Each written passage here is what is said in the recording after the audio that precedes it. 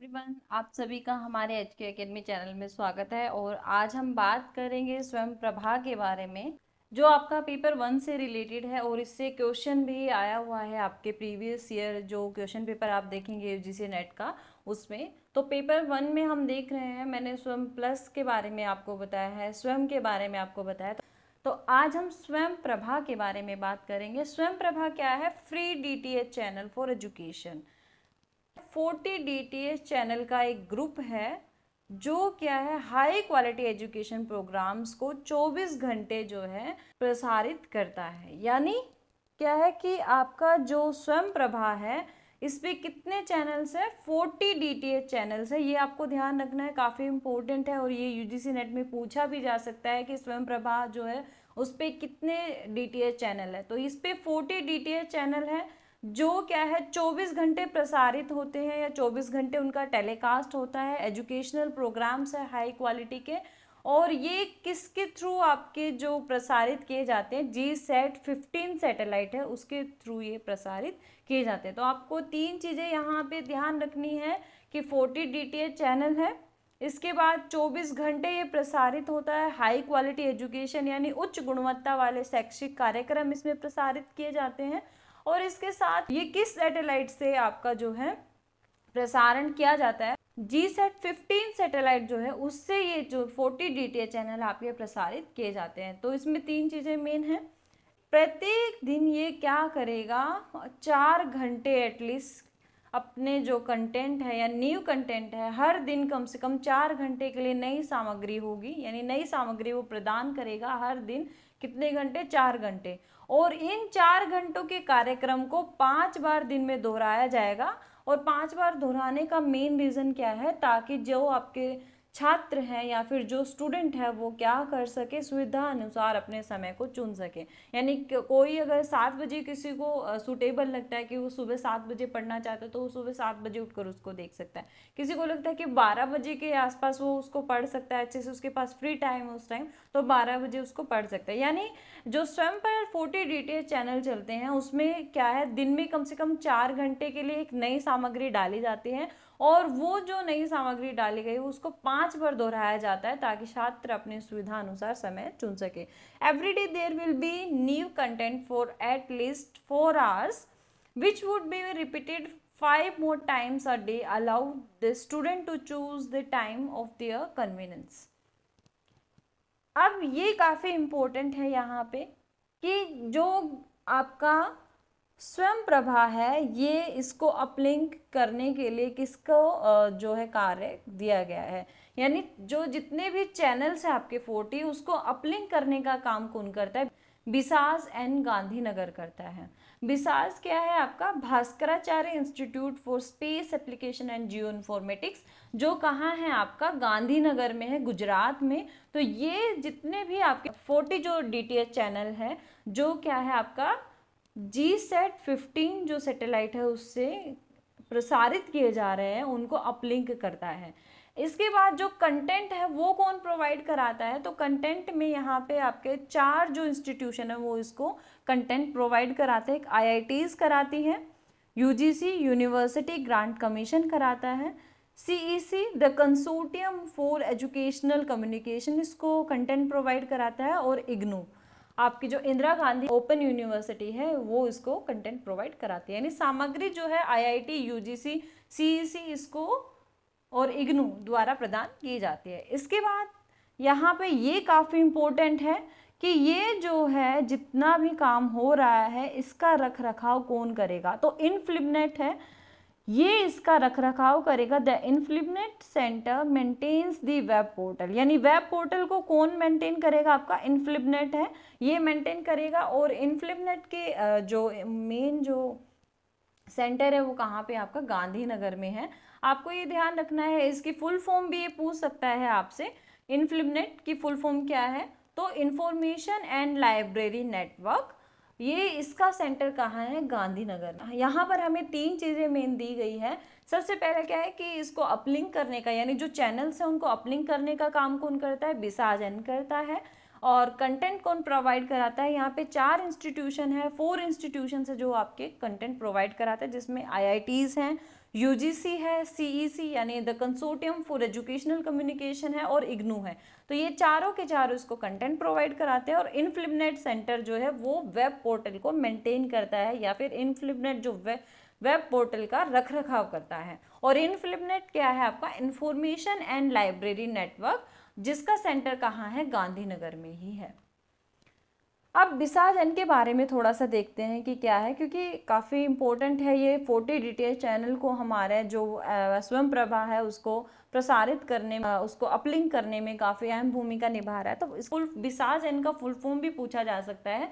तो इसका full form क्या है, Bhaskaracharya national institute for space application and geo informatics. Bhaskaracharya राष्ट्रीय अंतरिक्ष अनुप्रयोग एवं भू सूचना विज्ञान। अब ये क्या है, N autonomous scientific society registered under societies registration act 1860 under the METY government of India.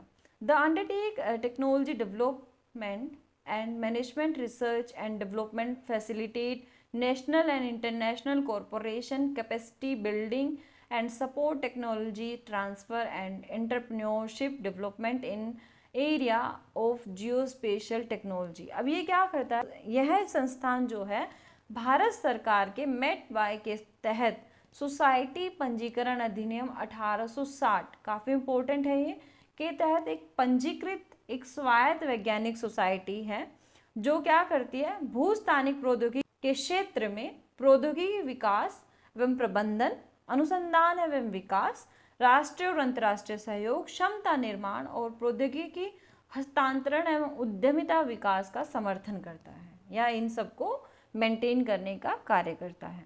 अब विसाजन में 3 मेन डोमेन एरियाज हैं, वो कौन कौन से, सबसे पहला इसका जो मेन क्षेत्र है कार्य करने का वो क्या है आपका, सैटेलाइट कम्युनिकेशन का, उपग्रह संचार का। दूसरा जो इसका कार्य है वो क्या है, जियो इन्फॉर्मेटिक्स या फिर भू सूचना विज्ञान से रिलेटेड। तीसरा क्या है, जियोस्पेशियल टेक्नोलॉजी यानी भूस्थानिक प्रौद्योगिकी से रिलेटेड। तो 3 डोमेन इसके क्षेत्र हैं जो क्या है आपके काफ़ी इंपॉर्टेंट है विसाजन के, satellite communication, geo informatics, geospatial technology, उपग्रह संचार, भू सूचना विज्ञान, भूस्थानिक प्रौद्योगिकी।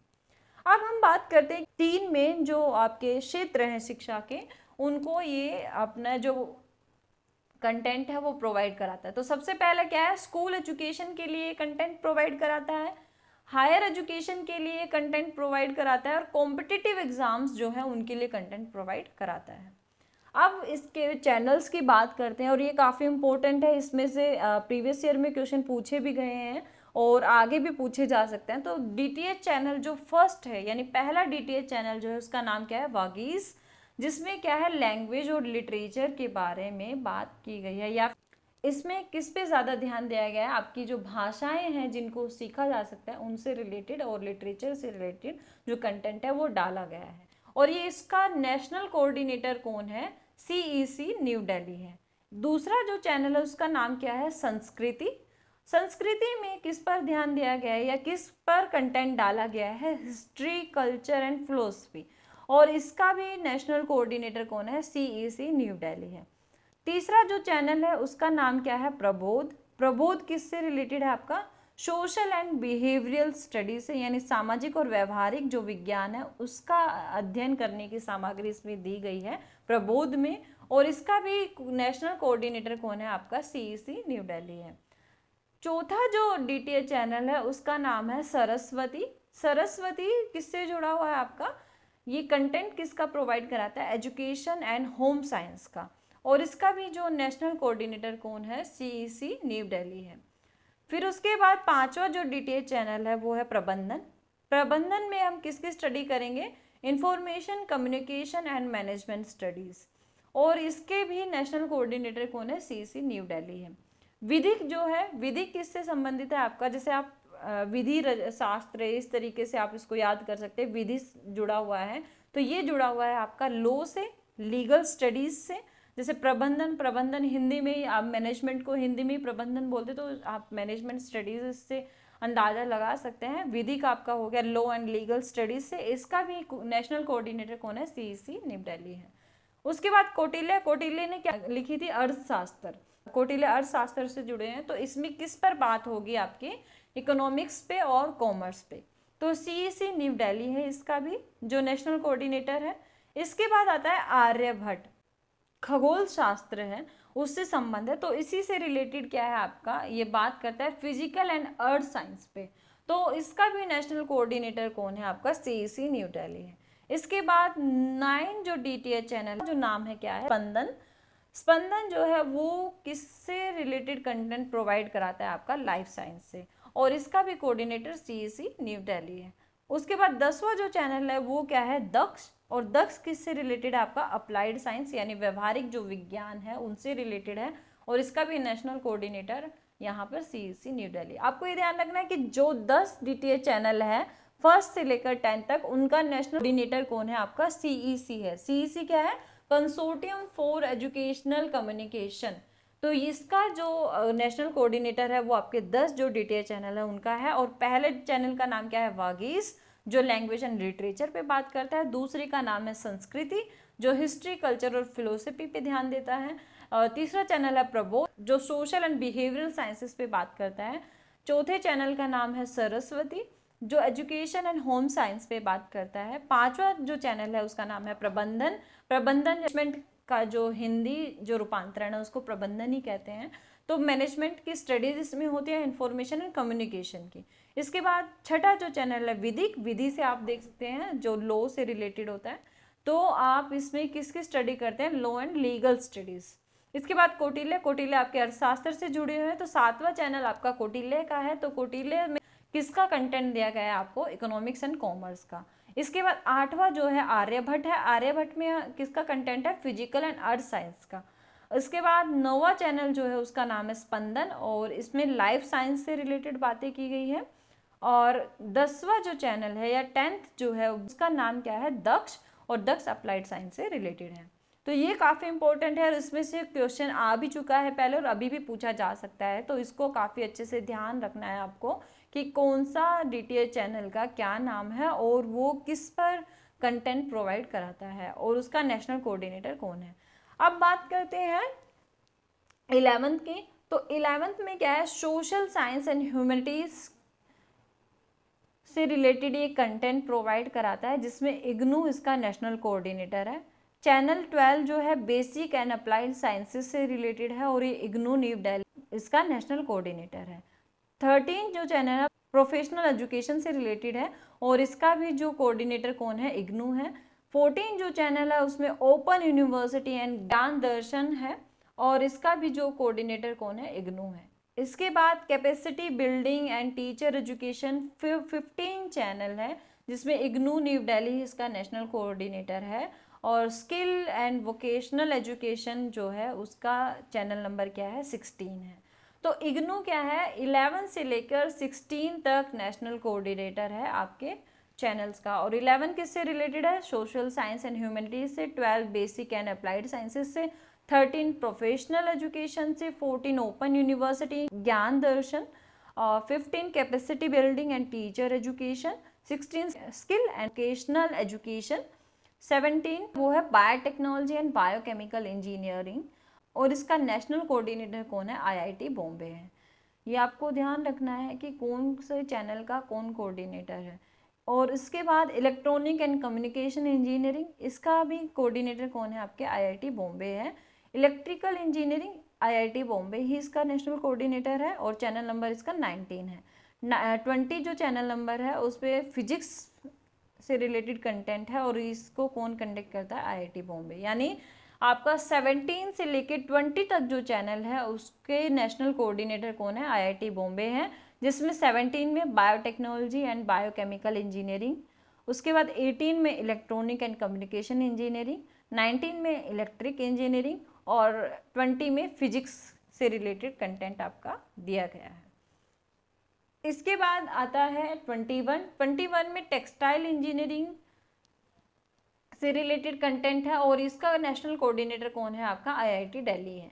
उसके बाद 22 आईआईटी और इसका भी आपका नेशनल कोऑर्डिनेटर आईआईटी दिल्ली है।